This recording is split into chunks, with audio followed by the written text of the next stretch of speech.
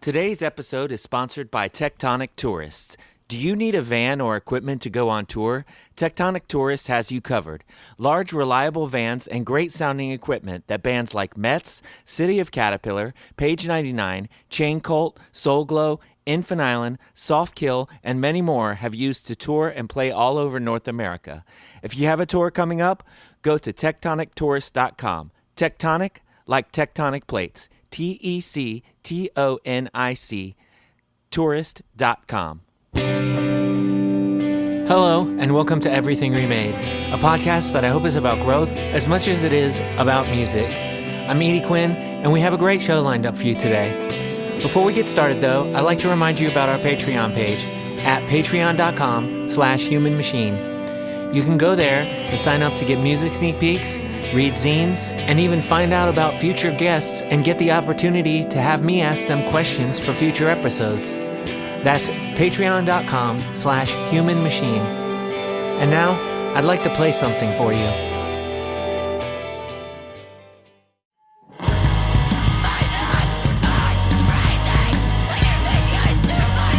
You're hearing Where the Fuck Are My Keys by A More Beautiful Version of You, featuring my new pal, Tucker Terrell, on guitar. You can find the song on Bandcamp or wherever else you stream music.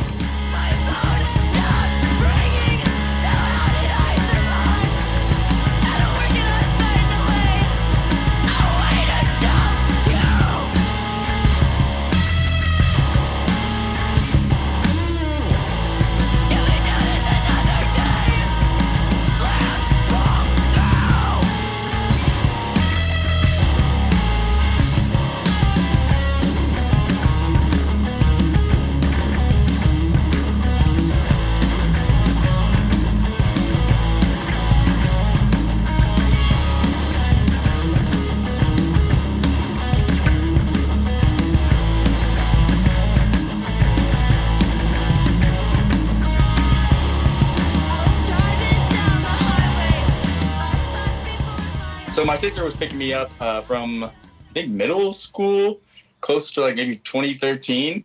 And I was in her car and she had on the music video and, of course, the music from Chili Peppers, Red Hot Chili Peppers, Danny, California.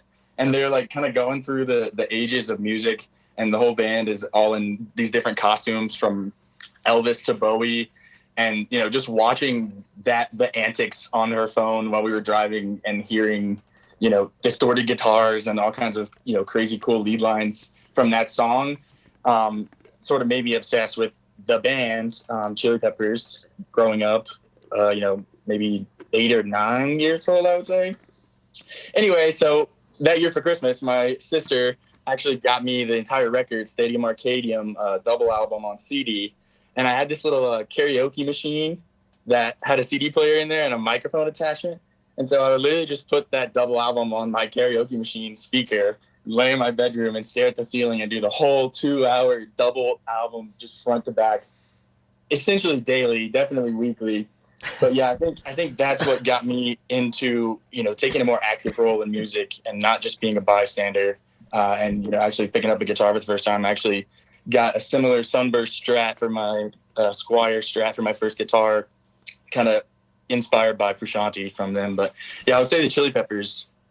Yeah, that's wild. I never just, I mean, I know it's a totally different style and everything, and it's not always possible to hear a guitar player and be like, yeah, this is where they're coming from. But that is a totally different different style, and I would have never seen that one coming. Of course, when I was younger, I was pretty into the Chili Peppers, like a little older than you were when you got into them, but you know, that sort of like early high school, and that was a different album for them, you know. But like Blood Sugar Sex Magic had just come out, and I was like, wait a minute, you know, yeah, that's like another great one. This is wild, like what's happening here, and of course, you know, not speaking to some of the themes and stuff on that, but like, yeah,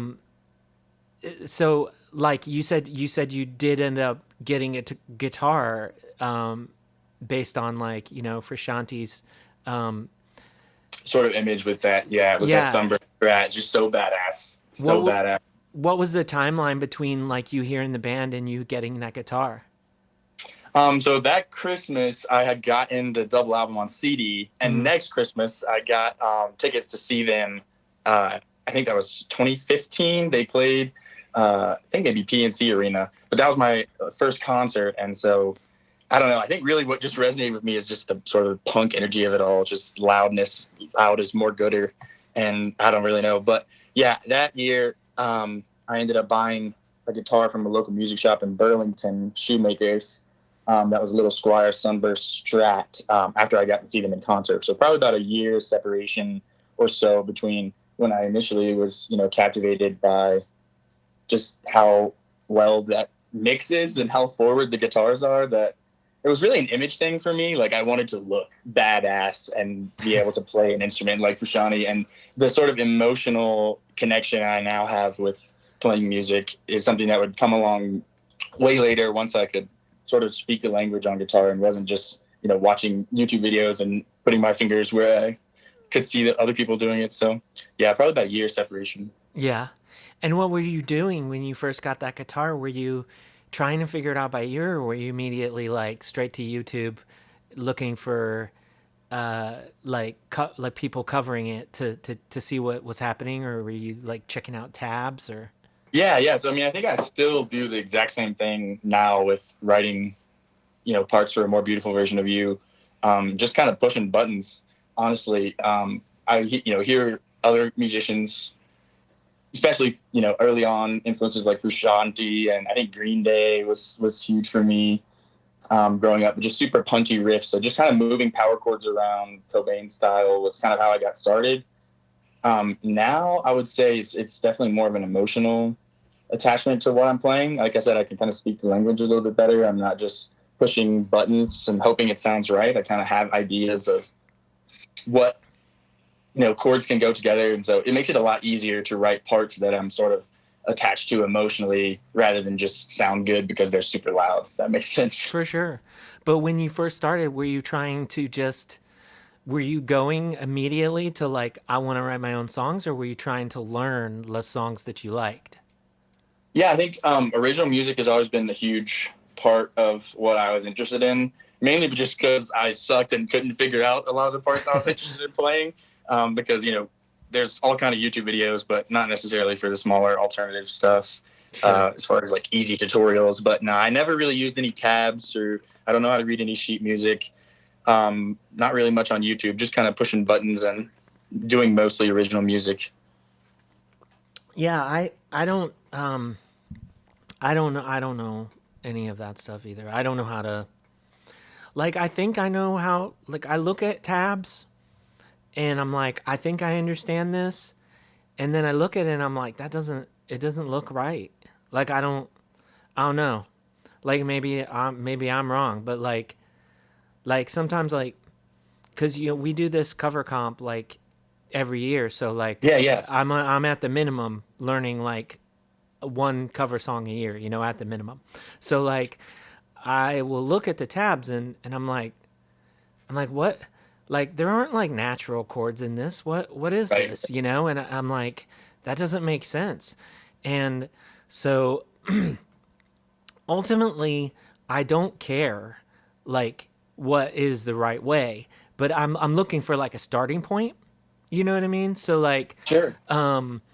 so I go there and I'm like, that doesn't look right. And then I'll be like, oh, okay. I'll put it in YouTube. I'll put like, you know, um, salvation cover, or whatever, and see what somebody's Hell playing. yeah. And then, and then, you're like, it's a cover. So they're just doing what feels right to them too. So it's not it's not a criticism of anyone, but I'm like, that's not the original thing either. And so, you know, I do find all these things helpful because then you just get this amalgamation of like these different ideas, and then you're like, okay, well, I do have a starting point now. I already kind of did because I knew it was just like right around here and right around here, but I wanted to see like if anybody had like some of the finer motor skill parts, fleshed out, or make it a little more palatable, Totally. or if I was just wrong, you know.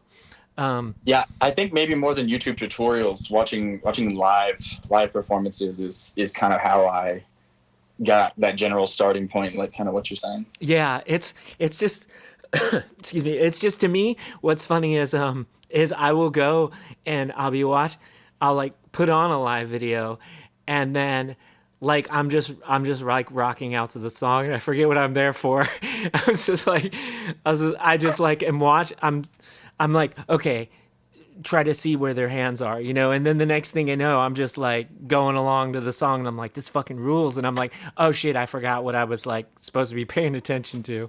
Heard that. That's so true. But, but yeah, it's, I don't know. I find all that, I find all that stuff interesting, you know, because like I, I like a good, like, this is true to the material, the source material. And then I like a really good, like, oh, this isn't anything like that.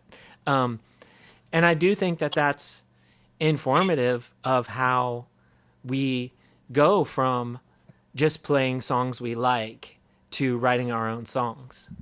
You know, I think like it's, I think there's a lot to be said there, especially like when we do sort of glom on to like our favorite guitar player or whatever. It's like when you look at that person, like how far out of the norm are they to like their contemporaries or whatever, Totally, totally. you know? And so it kind of, I think it kind of does inform like the way that we approach our own material and stuff. But yeah, so you're, you know, you're on the karaoke machine. A year later, you got a guitar. How long until you are like, yeah, like I'm doing some stuff. Like, let me hit up some of my friends and see if we can like try playing music together. Yeah, I think that's probably one of my biggest regrets. I went to a really, really tiny high school in a really small county. I'm from Caswell County. It's only about 16,000 population, really rural area. Okay. So definitely there was nobody interested in playing that genre of music. In some surrounding areas, bigger cities for sure, but I didn't really get playing music with other musicians other than just people in my family until I got to college. And we're up here in Boone now, and that huge alternative music scene in Boone. I say it's like sort of the Seattle of North Carolina. A lot of grungy stuff is coming out of here constantly. So there's definitely people who are like-minded genre-wise. Yeah, so I guess just going to shows, meeting people in Boone is kind of how I got started playing music with other people. And it's been such a transformative experience for me. And I just couldn't imagine how much more fun and more friends I could have made if I had that sort of environment growing up a little earlier. But yeah, since I got to college, I met my buddy Owen, my best friend, and he's our drummer for A More Beautiful Version of You, and he put me in contact with a lot of other folks in town. But I think this is probably the highest concentration, other than Asheville, maybe, of musicians, maybe in the entire state. And I really, really like all the music that's come out of here historically, from the bluegrass stuff earlier on to kind of what we're playing now. Mm-hmm. But yeah, I wish I would have gotten involved with that earlier. I just didn't. Yeah, I mean, it's none of these roads are nobody like needs to take the same road to where they're going. You know what I mean? So it's like, yeah, I do understand where you're coming from. Like, oh, I wish I would have had more, but like you made it there, and right, like yeah, you're the music that you're doing now does not speak to a person who lacks any kind of experience. I'll say that much. But are we saying that like this is more or less one of your first bands? Totally, yeah. This is the first band I've ever been a real part of. I played music with some homies in college, but never under any names or any shows or anything like that. Yeah. So yeah, we're still really young. Last winter is when we started writing music that is on the record now. So it's been a very short amount of time, but I think we're all sort of obsessed with what we're doing right now and sort of the emotions that we can leave behind, I guess, Yeah. maybe. Like, I don't know. I'm really into physical media, vinyl and things like that. Just having something that exists in a very concrete way. And so, now we have tapes and CDs and everything like that. So this is the first time it's kind of felt real. And this is also my first band. I'm into it. Yeah. So I feel like, we're talking about Red Hot Chili Peppers, and then we jump to like this is your Right. first band. I feel like there's a big window there of like Huge amount of time. Right. discovery of different kinds of bands and stuff. So like you go from Chili Peppers, which I mean, this to me this is all relative. This isn't like, Sure. this isn't even the jump from like if you say you like Death Cab or whatever, which I still think is relevant. But anyway, like, what are the sort of bands that you start sort of hearing that sort of lead you in the direction of Totally. the stuff that you're writing now?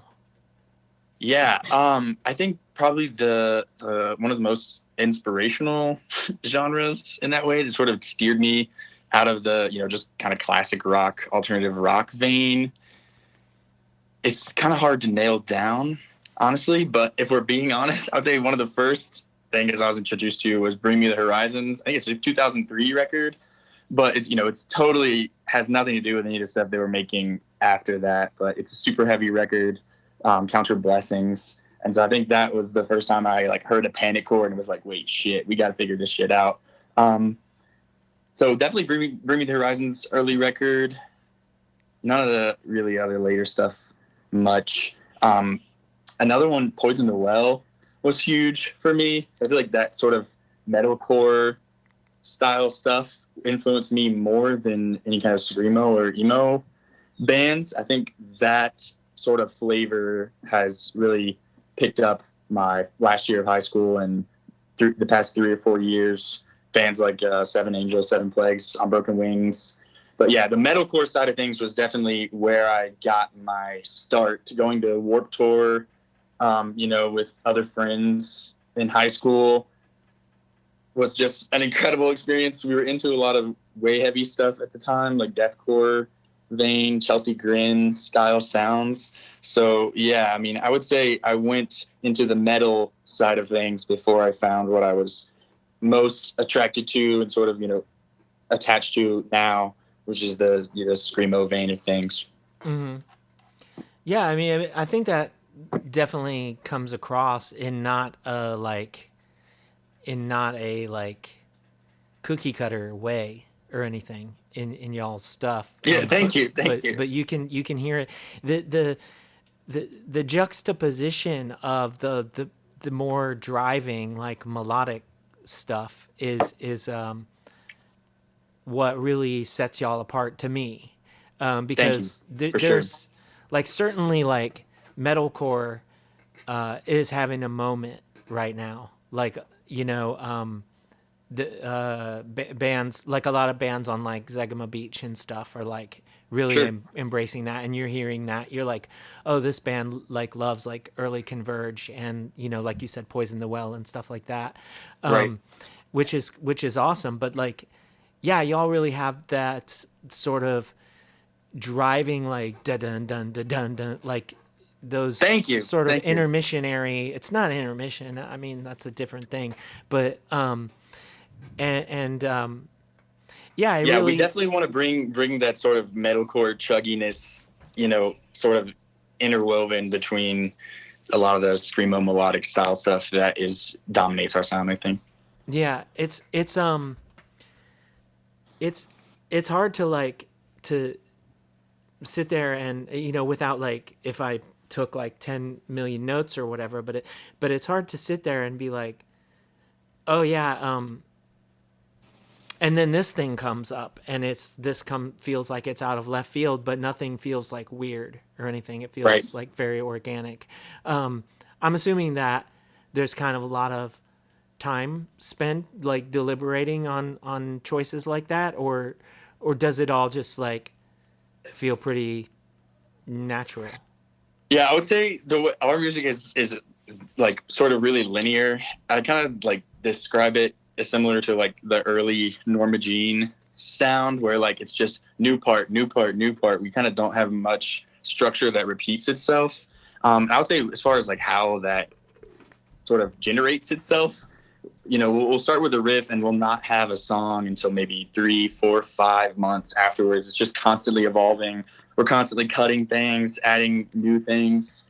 So yeah, I mean, I think what we started playing a year and a half ago is pretty dissimilar to what we're playing now, just because we never stick with something for too long. You know, that's sort of the inspiration for making the little record, and this single we just dropped is recording it before we change it, and it's gone forever because yeah, I mean, it's just constantly evolving. Yeah, it's at some point there's a definite there's a different possibility to over tweak things, and like to just to just be like, look, if we don't just finish this stuff now, then how are we ever going to move on to new stuff, you know, or whatever. Totally.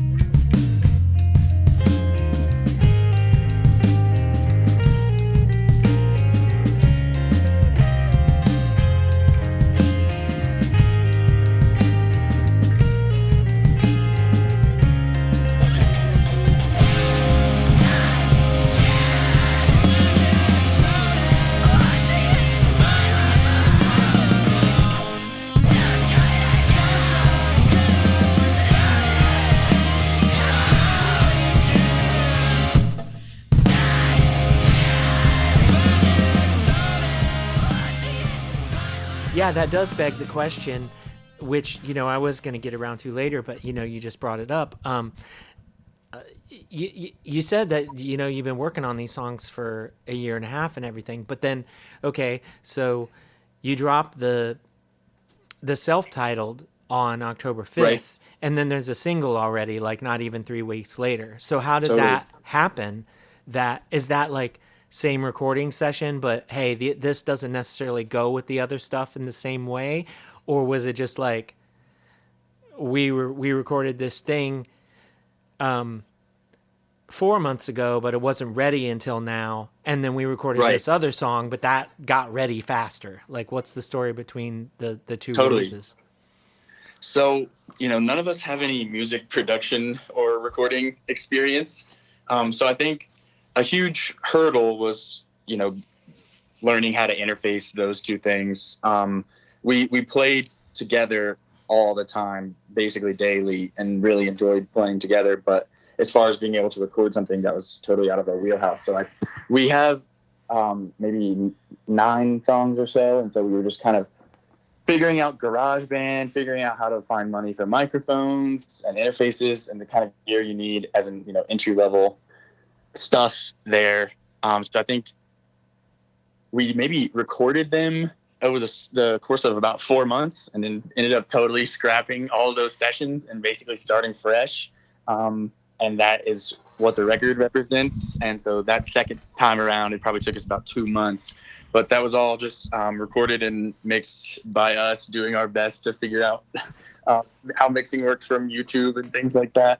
But the single is something we have a buddy, Jackson Yancey, that was pretty influential in the Boone hardcore scene with using Stomped Out and Felspar, which is where I met a lot of the people in the bands, was at those shows, Jackson's shows. So he is an audio engineering major and is unbelievably talented at it. And so he has a project this semester that was to record a live band and mix it. And so we got to go to the music center at App State and record that in this huge concert hall with all kinds of reverb. And he mastered it in a couple of days and sent it back to us. So that's what the single is about. But we have way more music than what's on the album. The album is pretty short, a little bit shorter than we would like it to be, but that's just because of how difficult and time consuming the recording process is for people who really know nothing about what they're doing. Yeah. Well, first of all, I'll say that over a year and a half of being in a band and this being your first recording and you recorded it itself, like, fantastic job. I've been Thank you doing so this much. for like I've been recording myself for like 10 years, and sometimes I'm like, what the fuck was I doing? And that was like last month, you know? So Totally. it's, you can know everything. You can know everything in the world about what you're doing, and you could still make bad choices. It's not, but like some people just, they have a knack for it and they never miss, you know? But so first of all, great job. Even if it took you a couple tries. But I want to know about the learning process there for you, because you said that like by the time the EP or the self-titled, I think to me it's like It's totally EP length. Yeah, I you're mean, right. You're right. but I don't know. Like to me, it's like a mini LP. Like I don't know what to call it because like it's an EP to me would be for this style. An EP would be shorter, but like an LP would obviously be longer. So there's this weird, like my band has this thing coming up that's like 13 minutes and it's like 7 songs and a couple of them are longer than our usual songs and the rest of them are like about the same time as our usual songs. Right. So it's this weird thing. I'm like, I don't know what to call this, but anyway, most Totally. people would And call it an EP. I think that's just generally how this sort of genre of music goes. Like a huge influence for us, or me personally, was bands like Orchid, and they've all got 30-second tracks. Sure. So you can have 29, 30 songs on an album, if you will, and it's still only maybe 15 minutes or so. Yeah. So I think that sort of influence is probably our reasoning behind keeping it so brief. Yeah, and then there's like Loma Prieta, who had an LP called like our LP is your EP or something like that, and it was only like 13 minutes, I think. Sick. I'm not. There's a bunch of lore about between myself and listening to Loma Prieta, which I won't get in here, but nothing against the band. It's just totally I confused their name with another band that I heard, so I thought I didn't like them forever. It's nothing bad against Loma Prieta, and I'm sure eventually I'll listen to them, but it's like I had this weird experience where I thought that this one band was Loma Prieta, and I was like, I don't like that. I don't know why anybody likes that. And I was wrong. But anyway, so like, yeah, it's there's that weird link, but so like, yeah, tell me about the first time you recorded it and what was coming out of the speakers that you were like, this isn't gonna do, and what changes did you make, whether it be like you learned more about mic placement, you dialed in your tones differently, like take me through those steps to where the first time you considered that something that you needed to scrap, and the second time you ended up where you're at. Yeah, totally. I would say we're really into like lo-fi sounding stuff, especially local things. Stomach Bug from North Carolina comes to mind. Yeah. But we really couldn't find a sort of lo-fi or that first take, a quality of sound that we were really into. So that was the goal, is to keep it super simple and totally raw. And, a lot of the criticism that we sort of like annoyingly spout a lot is that it's overproduced and or about other projects like that. So we didn't want anything to sound overproduced in that way. But that was not a problem because none of us had any idea how to produce. So I think we really started with just an SM57 on the entire drums, and trying to match up multiple takes, moving it to the snare and the tops.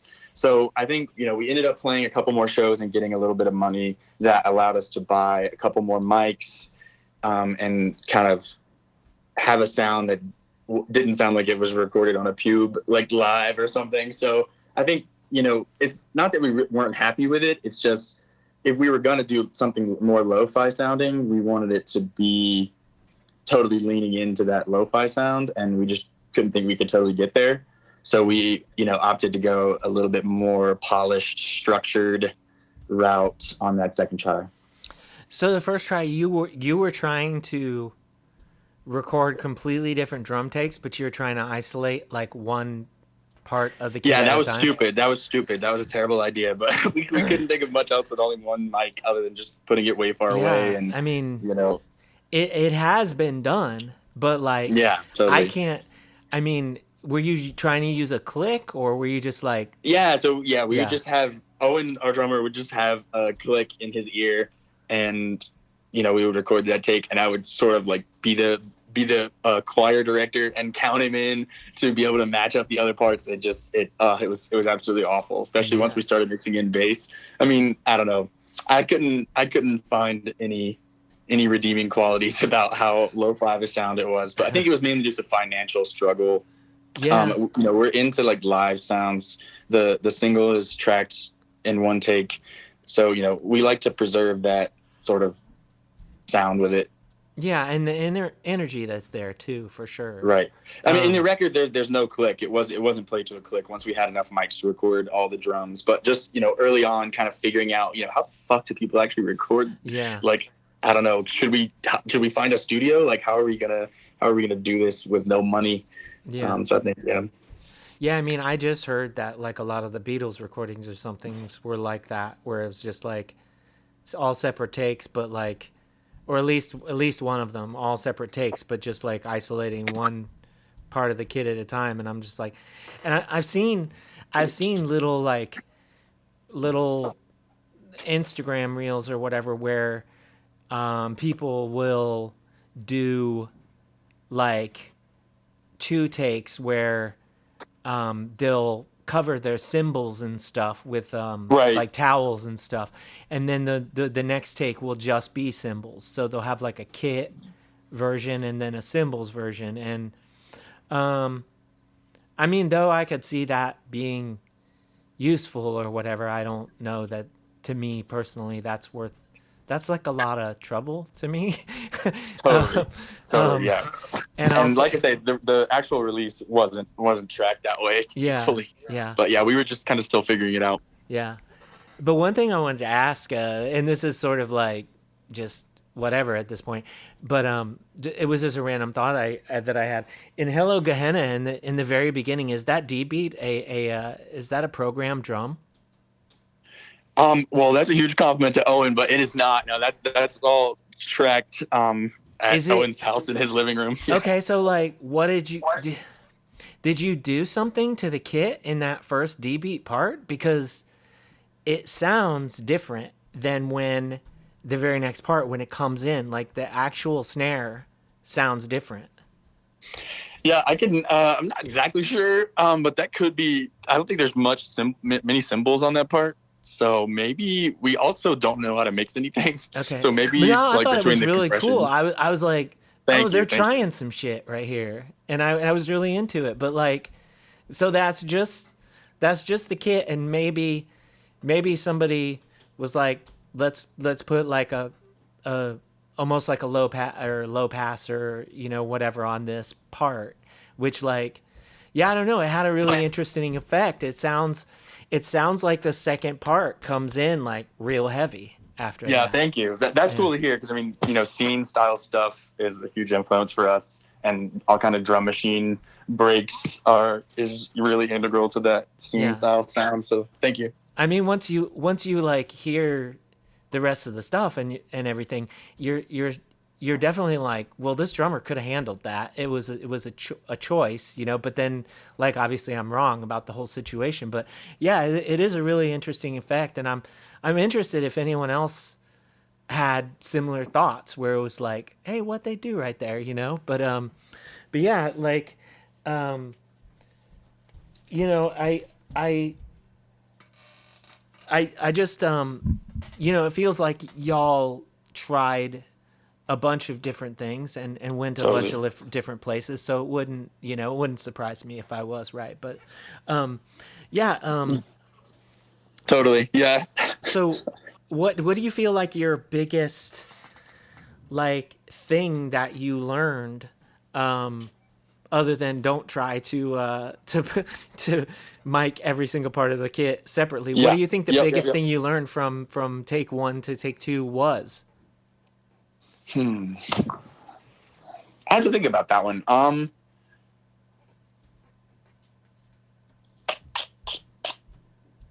This is a cool question. I like this question. Let's see. Did you spend a lot of time like with the guitar tones or whatever? Did you spend a lot of time figuring out like, hey, when we put the 57 in front of this, Right. it Right. doesn't sound quite the same. We got to adjust the mid, or we got to like. Was there a bit of that, or? Yeah. I had a good answer on the tip of my tongue, but yeah, Oh, you'll I'm have to cut this sorry. part out. Sorry. I Oh no, no. Yeah, I'm not saying you interrupted me and I forgot it. You're fine. I still can't remember it. just almost Um. there, huh? Yeah. My bad. Give me 1 second. No, you're okay. Hmm.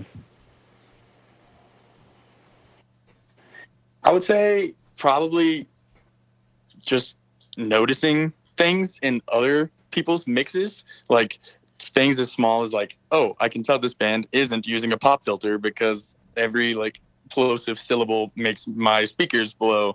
So like just little things like that, like, oh, okay, this influence, I can hear how their guitars are mixed now that I've, spent a couple hours each night sort of moving switches and sliders around. So I think probably the biggest thing I've learned just is to listen for how other musicians mix their stuff Mm-hmm. and doing my best to try to recreate it in ours. I Mm-hmm. think, just sort of figuring out how to listen and how to hear it in other people's music was the big step from try one to try two. It's not like I got like we got any more proficient at mixing or anything. Just kind of noticing what we wanted to do with it instead of just what sounded good when we moved it around. Like kind of having a clear purpose in mind based off what I thought sounded good from other people's music, I would say. Yeah. So were you using a lot of reference mixes when you were working on that? Not really while we were actually working on mixing it. I would just say like sort of intermittently listening to music Yeah. over a bowl each night or so. But yeah, I think probably one of the biggest things is just learning that having your own raw unmastered mix in the same session really helps to see if the changes you're making actually sound good or if it sounds worse. You can just kind of do something and reference between the old mix without Oh, it so and you the were mix bouncing with it. down and then putting that in the session and referencing back to that, like, Totally, yeah. Just putting raw audio as huh? one track in the bottom of the session and mixing and doing my best to sort of emulate a lot of other tones and things, and then referencing the original raw track to see if it was headed in the right direction or not. And 9 times out of 10, it's not headed in the right direction. So we scrap it and try again the other night, which is a huge, amazingly frustrating part of the process. I kind of mentioned this earlier, but I mean, we love playing together. That's really where the energy comes from. But sitting up by yourself, listening to the same mix over and over and over again, not really understanding why it sounds so bad Yeah. is a really frustrating part. So I'd say, recording music in the future is going to be a process that we will do together, and sort of, keep bouncing ideas off of each other and maybe spend, less time on it, just kind of being happy with it, not doing a ton of time in post production and just playing the riffs and putting them out there. Yeah. What you mentioned that you were able to play some shows and get some, money together for some gear. What did you end up like get going with as far as Yeah. that, like a Focusrite 4 input, or what Yep. did you end Yep. up? Yeah. Yep. Got the Scarlett. Got the Focusrite Scarlett. That was one of the first things we got, even before we got any mics. And then we got two SM57s and a 58 for the vocals. And it's all the guitars are just like DI'd and through the interface, no mics on amps or anything like that. Okay. I'm just not. We're not proficient enough in production to actually use mics on guitars, so it's just a lot easier to So you're use using your like Guitar Rig or something like that? right. Yeah. So I mean, it's not our amps on the album, but we did we tried to get as close as we could to what I think our amps sound like. But yeah, all we did was with the three mics and that one Focusrite interface and a like 2009 MacBook with GarageBand that may or may not be able to boot up at any given day.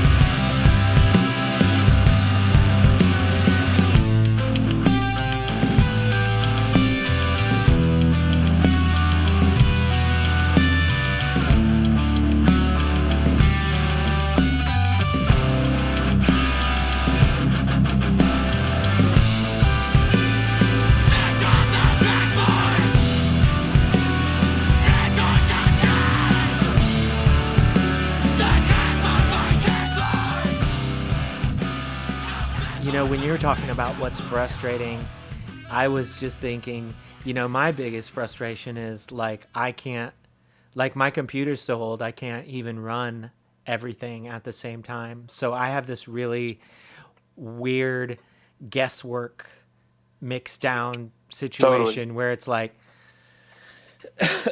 excuse me, it's like, okay, I think the drum kit sounds really, really good. Now let me put like one of the bust out like affected guitar tracks on there, and I'm like, does that sit with the drums? Yeah, that sounds pretty awesome.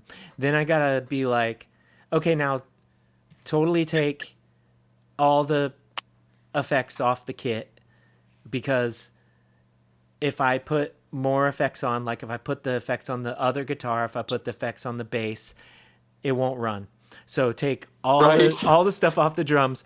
Now I'm gonna make sure the two guitars and the bass sit well together, and then I'm like, okay, that sounds cool. Yeah, I'm into that. And then I'm like,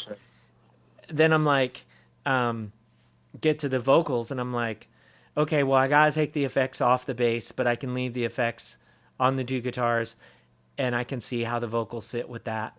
And then I'm like, you get in that problem because you're like, well, there's going to be reverb on the vocals and there's reverb on the drums. So are those going to interfere with each other? So you're just like, I don't know. I don't know. I'm guessing at this point. But then like when you stop everything, you can turn on all the effects and you can render it. You just can't play it. That's where I'm at with my computer. So it's like, I have no idea what this is going to sound like, only based on my previous experience, but I have I just listened to this and I know what this is going to sound like. I'm just dumping it down and then I'm going like upstairs and listening to it, in a car, or I'm doing whatever. Damn. And then I'm like, yeah, okay.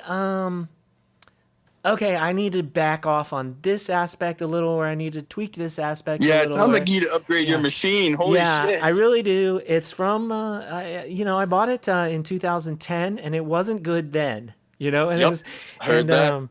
Yeah, but I'm still going. I like, my life is That's very impressive. It's one avalanche after another, and I'm always like, one of these days I'm gonna have a new interface, and I'm gonna have a new computer, and then no one's gonna be able to stop me.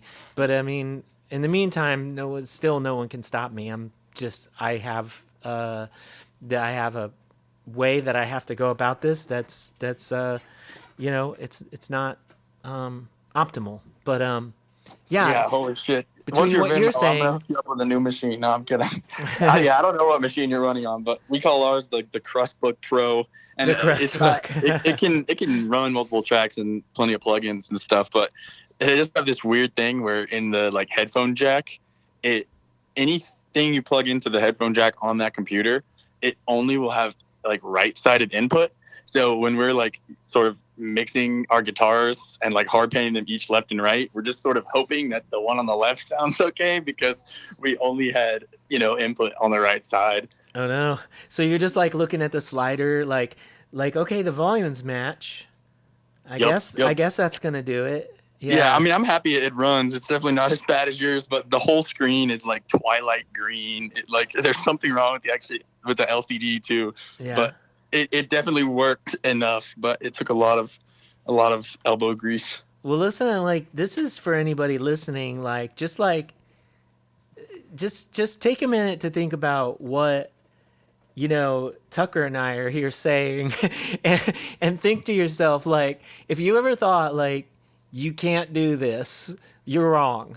Because you can Totally. be under these circumstances, and like when you put the time and energy into it, like you can figure it out. Because like, you're on GarageBand, you're with the Crossbook Pro here, and I'm over here with this Dell with Intel, and it's like got Windows like 8 or so. I don't know, it's Oh not yeah. 8, but Those got Intel 2.5. yeah. And I mean, it's just like, what are we doing? And I'm doing a podcast. I'm making songs. It's like it's fine. Like Right. don't wait for the right time. Just go for it. Just start doing it. It's gonna be fine. It's gonna be good.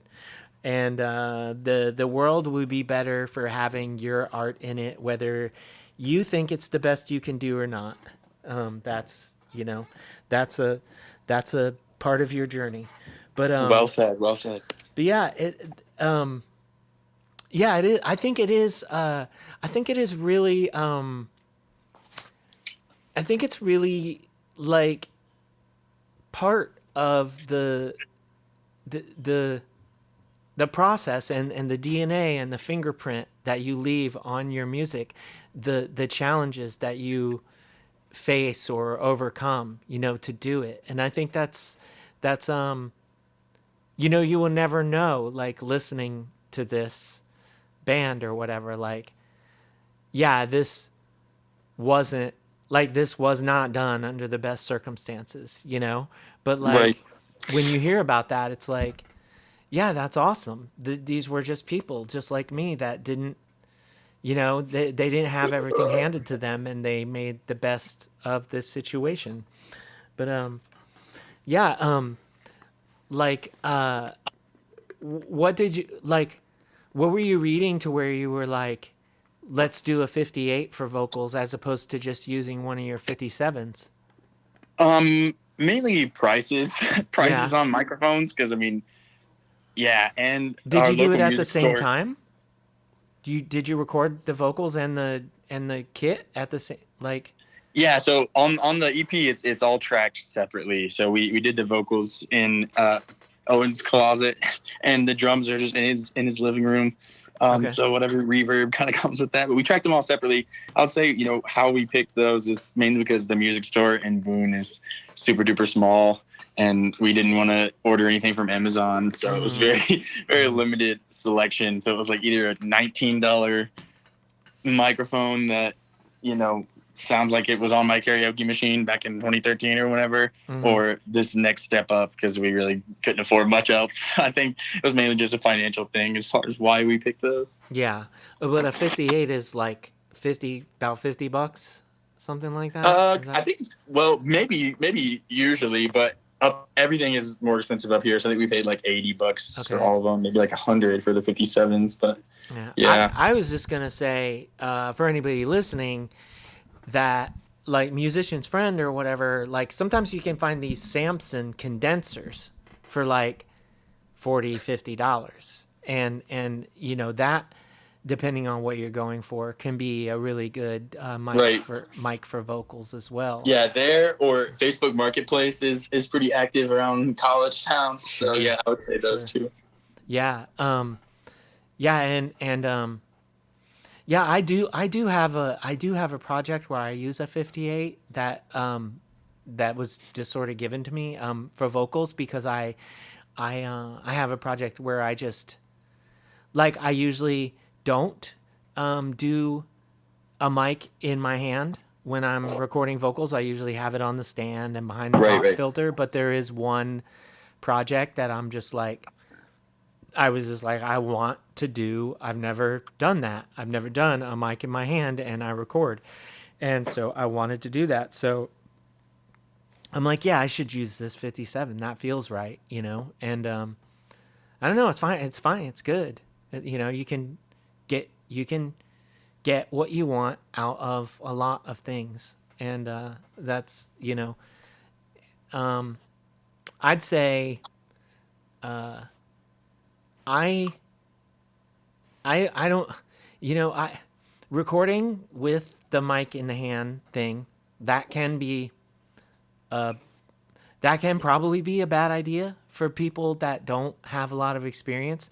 Um I don't think that it's that I'm necessarily like more cognizant than other people might be when I'm Sure. doing it. I'm definitely like in the moment and I'm just like feeling what I'm doing, but at the same time, like, I feel like my brain is wired this way where I can just, there's a lot of tabs that I'm not aware of, like, that are all, so I feel like for whatever reason I did avoid a lot of that, like, like Right. right into the, Release. where I was worried that I was gonna be like, I'm gonna be doing these few lines or whatever so many times, because I'm gonna go back and listen and there's just gonna be a big bust of air in the cone of this mic. Um, but yeah, it's fun. It's fun to do that. I also Totally. think it's fun to just have the mic up there and you got your hands behind your back and you're like, um, but yeah, I don't, you mentioned like sort of stuffing someone in the closet and doing that. And that's sort of like, I mean, that's like 101 for, doing vocals. Like, is you just like, everybody has that story. And, like one of my friends, famously was telling me a story where she was like, there was like bugs in here and stuff, and like we had to keep doing these takes over and over again, because like I'm screaming and then like in between the screams, like there's like crickets or something. Oh and my God. Yeah. Yeah. Surprisingly, we didn't have any issue with bugs, but Owen does keep all the windows in his house open all winter and all summer, so we should have. But yeah, I would say our vocalist Sarah is unbelievably talented too, but she kept this little picture of some different anime girl right next to the microphone and the laptop at all times to keep her in the same headspace. She's awesome. She's really cool. Yeah, so it's just Sarah stuff in the closet with her little art and screaming. She's incredible. She's incredible. that's how she stayed locked in. Yeah. That's exactly right. She Um, always had to have that shit pulled up. yeah, that's awesome. Um, well, yeah, like, you know, we get to this point in the conversation where sometimes, uh, it's like people want to know like what's coming up. So I have to ask the questions like, so, and when it's with somebody who just dropped something and you're telling me that y'all agonized on this stuff for like a year and a half, it feels rude of me sometimes to be like, so what's next, Yeah, but totally. that's what people want to know. So like, you've got the EP mini LP out and it's fantastic. People should go download that. They should buy a CD, stuff like that. And then you were able to do the single with your friend. Um, what what are the plans for the band like coming up? Is it just like okay, so now we're gonna play some shows and maybe try to do a tour over the summer, or like, is it, hey, we've got all these other songs we were working on and we're going from there? Yeah, I think our original intent was with the band was always to be sort of more focused on a recording artist style of things. But since been getting more shows recently around Greensboro, Charlotte, Winston Salem, Boone, just having so much fun traveling out of town and playing at different venues. I think for the foreseeable future, we've got a split in the works with another Boone screamo band that is definitely the best stuff coming out of the city right now, called Teach Me How to Dance. Check out their Instagram. But so that should be a 5 or 6 song split. Also recorded with the same fella, Jackson Yancey, with at App State.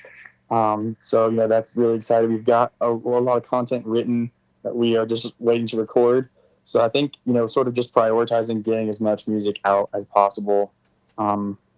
With the whole college kind of punctuating this project, we're Yeah. really focused on uh, getting as much music out and sort of beyond our small town as possible. But I think that split is going to be the soonest thing with Teach Me How to Dance. I And don't really have a good timeline, but hopefully sooner rather than later.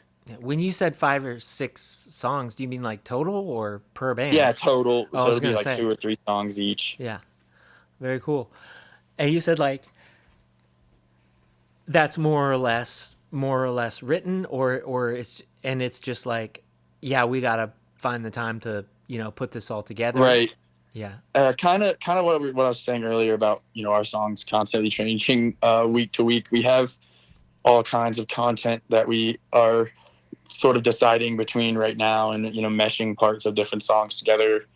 Um, Trying to be a little bit more conscious of keeping things focused, short and sweet, not much intro, outro BS, and just sort of being totally driving and just punchy riffs the entire time. So I think we're just kind of editing a bunch of tracks down into 2 or 3 right now, but everything's kind of more or less written. And are you like demoing those out as you go, or would you, when you say editing, you just mean like in the rehearsal space? Yeah, it mainly in the rehearsal space and live. We've got a lot of shows coming up around North Carolina, so I think just changing the set list from show to show is really enjoyable, and also kind of helps us figure out whether or not we like what we're sort of smashing together. Yeah. And you said that like initially you weren't really like looking to play a bunch of shows. What changed there? Just like once you actually got up there and the response and stuff like that, or Yeah, I would say the opposite. We're okay, really, well, at least me personally, we get pretty nervous to play. okay, I yeah, mean, for me, it's pretty debilitating. So even the week of a show, I'm not necessarily looking forward to it. But once you're up there, it's the most euphoric experience there is. But I think the reason why we started playing more shows is just because there's people reaching out to us. We've been like really surprised and super grateful for all kinds of different, whether it's small booking agencies or other bands from out of town touring through North Carolina. Morning Dew hit us up um, from up north, and so just other bands have been contacting us a lot more, especially now that we have music out. So we've never actually reached out to anyone to book a show. We've always been contacted by someone else. So we just didn't expect that. We thought we would have to put in elbow work to try and book shows. But if someone offers and the lineup is good, we are always really excited to play. But it definitely is a nerve-wracking experience for most of us. yeah,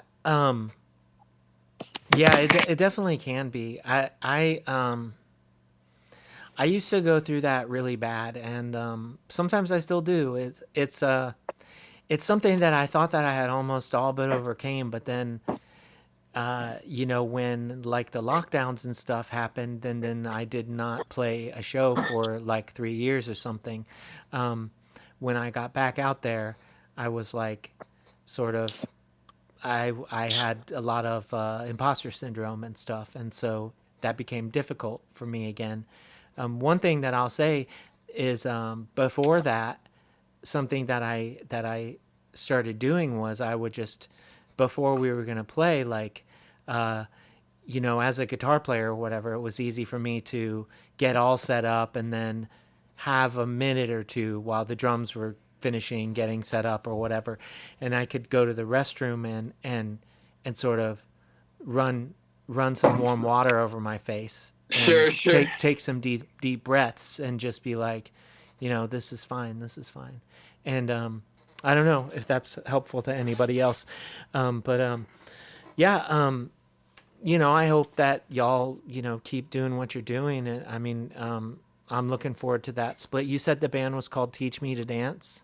Yeah, Teach Me How to Dance How from to Boone, Dance. North Carolina. Okay. I wrote a song a long time ago called Teach Me to Dance, so I was just leaving that one part out by my old association. Don't leave that out. Drop the link for it. Drop the link. Oh no, I mean, yeah, I'll show you the song. But Teach Me How to Dance. Do they have stuff online to listen to already, or you just have to check? I don't know if they have. I don't think they have anything out on Spotify. Potentially Bandcamp, but they're definitely working on that. And they are way younger than we are, and way more talented than any of us are combined. So they've still got 2 or 3 years to get their content straight and get it recorded. So they are definitely on the up and up. But incredible band. And that first try we were trying to record this EP record thingy. It was supposed to be just a shorter split with them, but we ended up having a little bit more time than they did, and different things didn't line up. But yeah, hopefully they'll get some music out on Spotify or streaming super soon. But check out their Instagram.